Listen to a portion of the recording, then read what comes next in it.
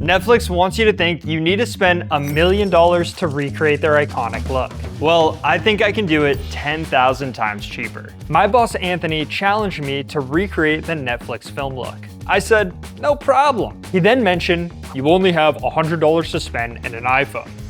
No problem. Immediately, I knew I needed to understand what created the Netflix look at a deeper level than just RE cameras and expensive lights. So I binge watched a disturbing amount of Netflix shows and realized there were 3 fundamental components that made a Netflix scene feel so unique. Plus one secret that I'll reveal at the end that almost no one talks about. Now, each of these 3 components will either make or break the final look of your video. Think of it like a triangle. Each component is one side of that triangle. If you're missing even one, the structure will fall apart and your video will come up short. Starting off with the first side of the triangle, composition. Now, inside of composition, there are 3 boxes that we need to check. The first one is background. Netflix always uses really unique environments in their shots. Now, instead of going with some basic office setup, I challenged myself to film somewhere completely different, the garage. To figure out the best direction to shoot in, I'm going to preview a couple options by holding up my phone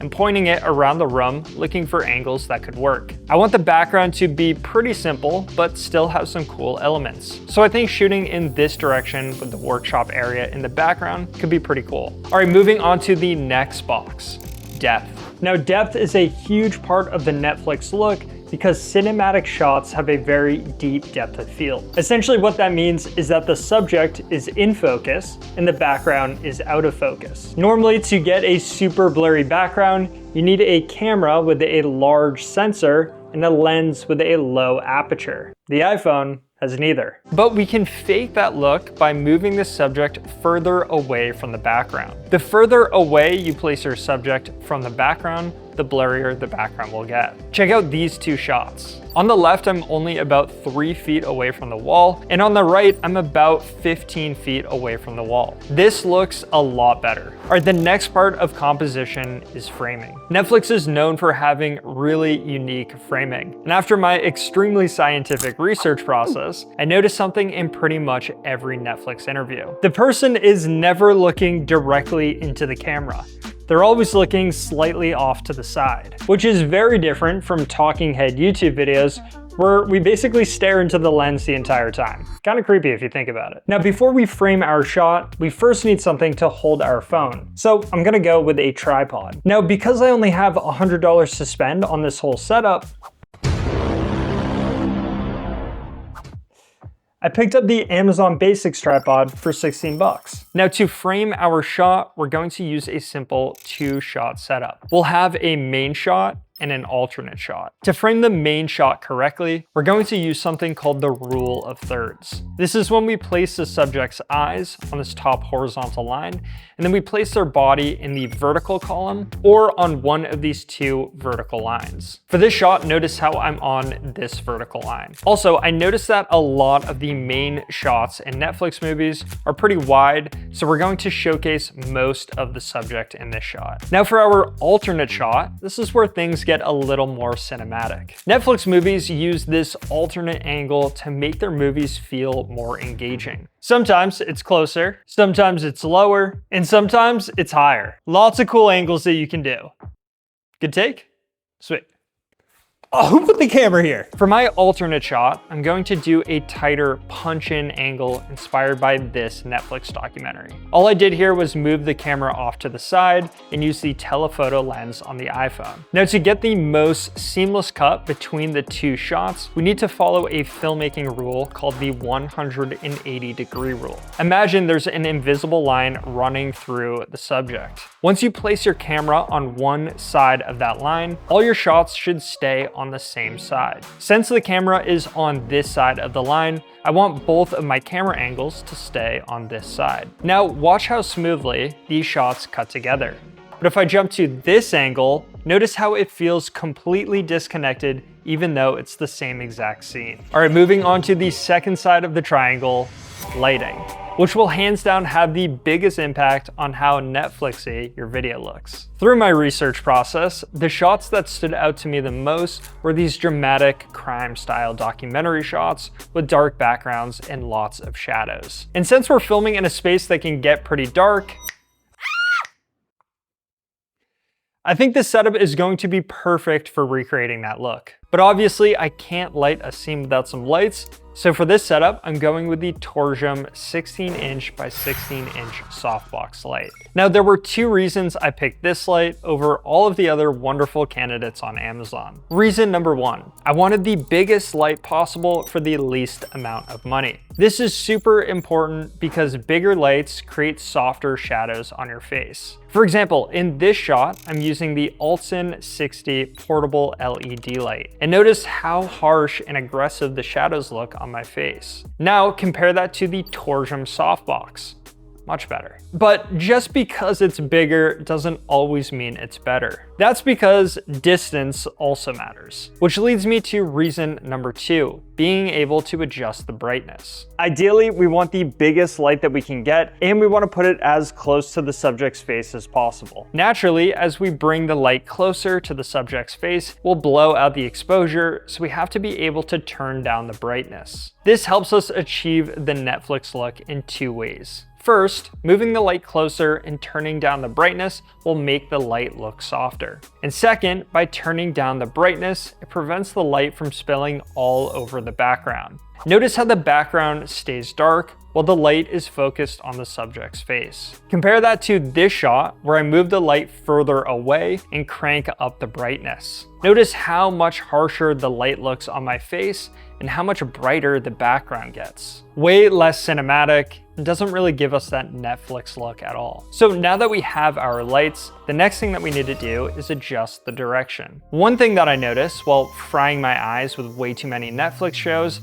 is that a lot of these shots have shadows on one side of the person's face, which in my opinion looks very cinematic. The easiest way to create that look is by placing the light at about a 45-degree angle in front of the subject. For the most cinematic look, we want to place the light on the opposite side that the camera is facing. So if the subject is looking straight ahead and the camera is on this side, we want to place the light on this side. Another thing that you can do to make your scene look more interesting is accent lighting. Because the scene is super dark, I wanted to add a little bit of color into the background. So I went with this $20 newer light wand and changed the color to orange. I placed it above these tools and bounced the light off the tool bench. I also happened to find this industrial style lamp that I have not used in years and ordered one of these $10 color changing lights that I found on Amazon. I placed the lamp behind some boxes in the back right hand corner of the scene, which kind of balances out the two lights. Pretty solid use of 30 bucks. All right, moving on to the third leg of the triangle,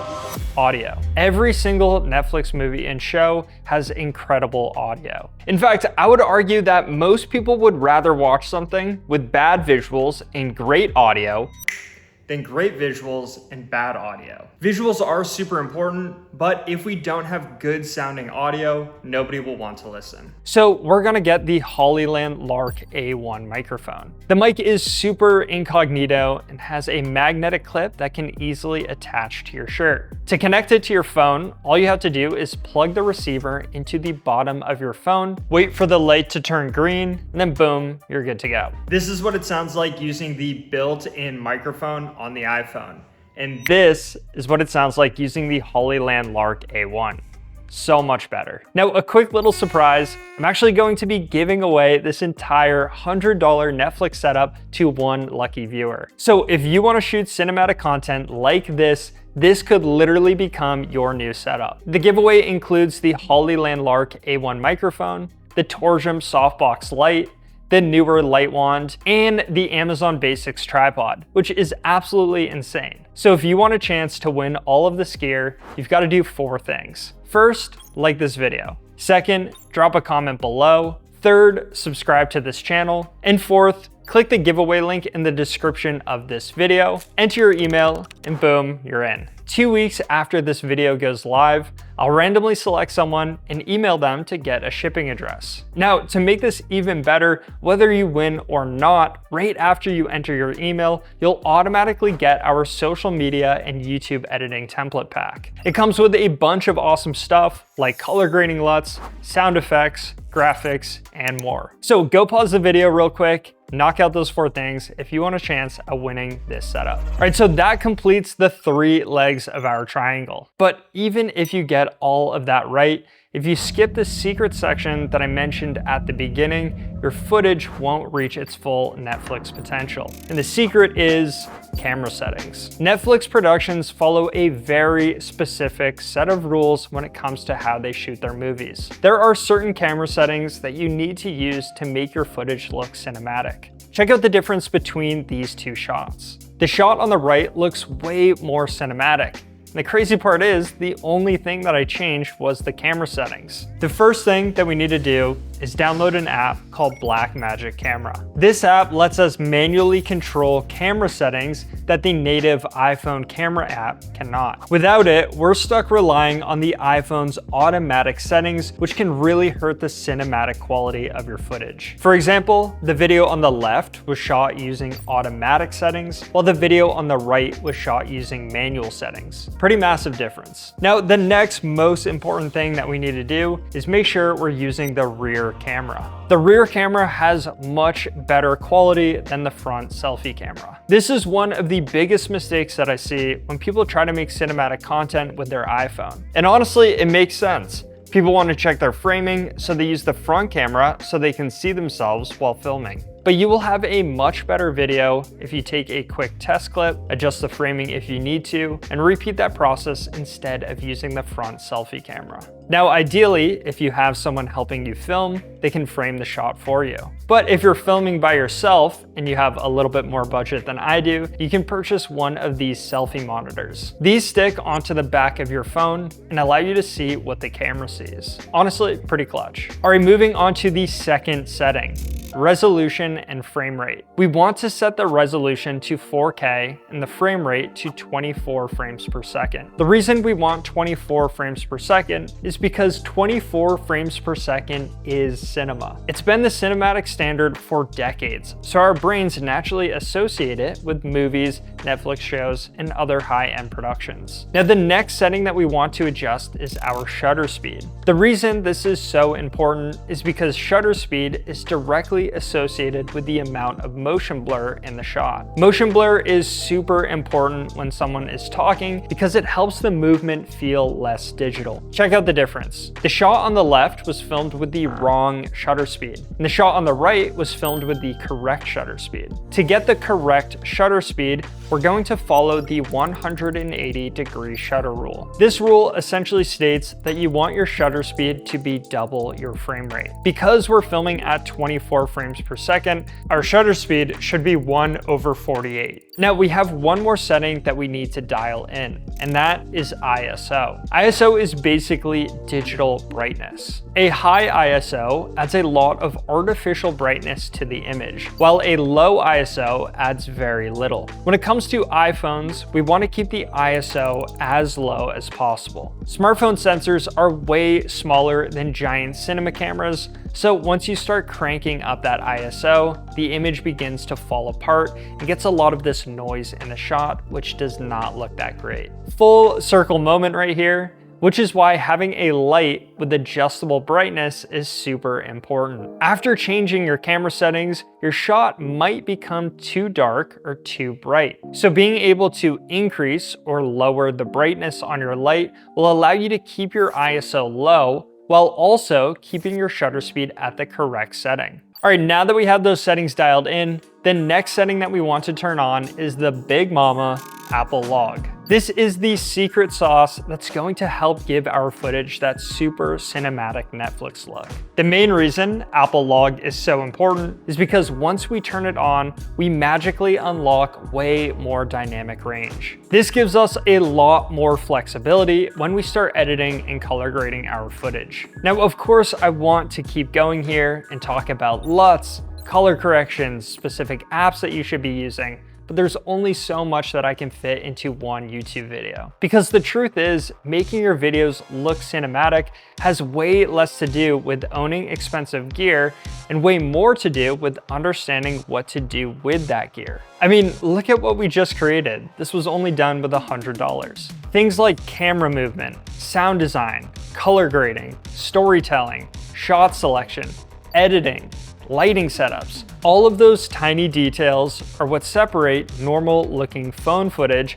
from something that feels like a Netflix movie. Once you learn these skills, you'll realize that your phone is way more capable than you originally thought. This is exactly why we created 14-Day Filmmaker. This is our step-by-step program that teaches you how to create epic cinematic videos with your smartphone. But this course is not us just throwing a bunch of theory into your face. We also give you daily practice exercises so you can turn that knowledge into real skills. We give you downloadable practice footage to follow along with. We give you editing templates, PDF guides, and you get lifetime access to our private student community where Anthony, who is the mastermind behind the course, personally hosts a weekly live Q&A so you can hop on and ask him any questions that you have. And as a cool bonus, if you sign up using the link in the description below, you'll get lifetime access to 3 courses in total. 14-Day Smartphone Filmmaker, 14-Day Pro Camera Edition, which covers everything you need to know if you do choose to upgrade to larger cameras down the road. And finally, you'll also get 1 Week Director, which teaches you how to create captivating and emotional stories taught by a Hollywood director. Over 200,000 people from all over the world have enrolled. And here's just one before and after that a student posted in our community. All they used was their smartphone. If you want to get lifetime access,